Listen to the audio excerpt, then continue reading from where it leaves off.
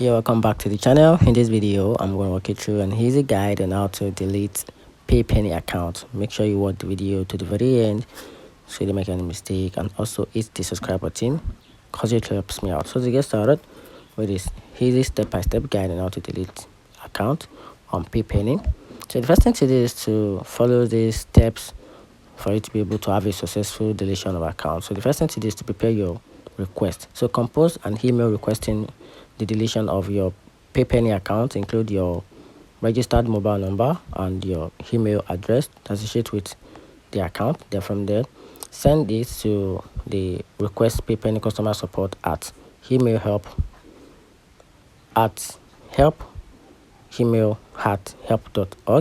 which is to write the help, then put the hat, then paypenny.org.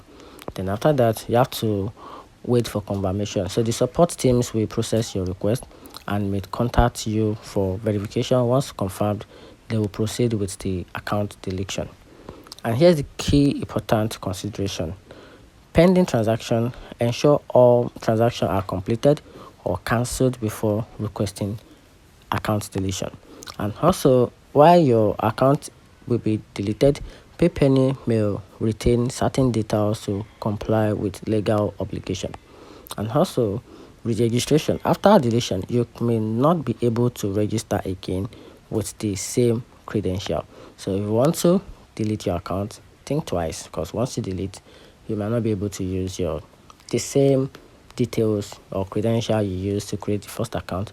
You might not be able to use it again. So if you want to create another new one, you have to use a new details afresh.